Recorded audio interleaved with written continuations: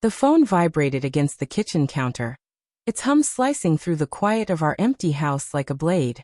I was halfway through pouring coffee, the bitter steam curling under my nose, when Lauren's name flashed on the screen. My chest tightened. Her calls had grown rare, each one a fragile thread in the unraveling fabric of our marriage. "I want a divorce," she said, her voice flat, stripped of the warmth I'd once clung to. Before I could speak, she added, "You'll hear from my lawyer." The line went dead, leaving only the hiss of static and the weight of her words sinking into my bones. I stood frozen, the coffee pot trembling in my hand, its dark liquid sloshing against the glass. Our kitchen, with its chipped blue tiles and the faint smell of last night's garlic bread, felt suddenly alien. I replayed her words, searching for a crack in their meaning, a hint that this was a fight we could undo. We'd fought before, over her late nights at the gallery, over my endless work trips, but this felt different, final. My mind scrambled for clues.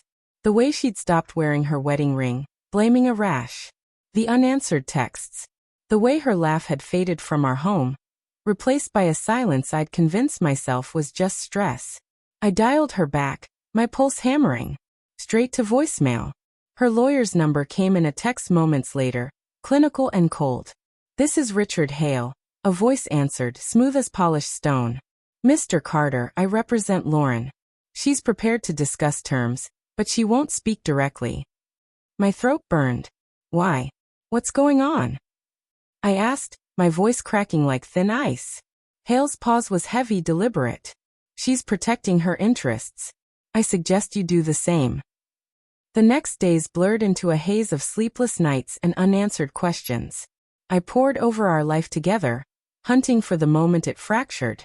I remembered the gallery opening last month. How Lauren's eyes had lingered on her colleague, Ethan, his hand brushing hers as they laughed over a painting. I'd dismissed it, chalking it up to her passion for art, her need for connection I couldn't always give.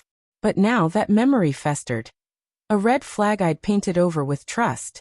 I drove to her gallery, a sleek building with glass walls that reflected the city's pulse. The air inside smelled of canvas and ambition. Lauren wasn't there, but Ethan was, leaning against a counter, his smile fading when he saw me. "She's out," he said too quickly, his fingers tightening around a pen. I asked about her, my voice steady despite the storm in my chest. "She's been distant," he admitted, avoiding my eyes.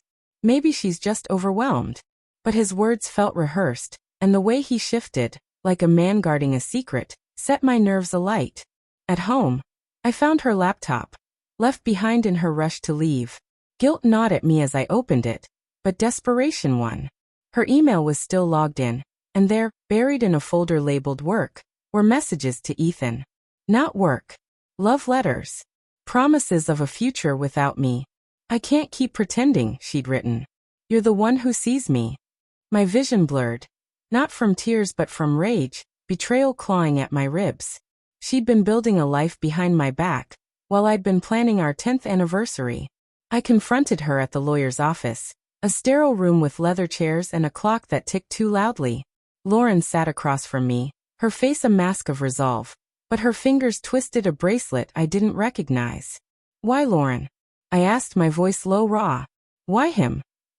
Her eyes flickered with something, guilt maybe, but she didn't answer. Hale cut in listing demands, the house alimony, a clean break. I barely listened. My gaze locked on that bracelet, silver with a small charm shaped like a paintbrush. Ethan's gift, I realized, remembering his studio's logo. The twist came later, when I found a letter tucked in her coat pocket, forgotten in our hall closet.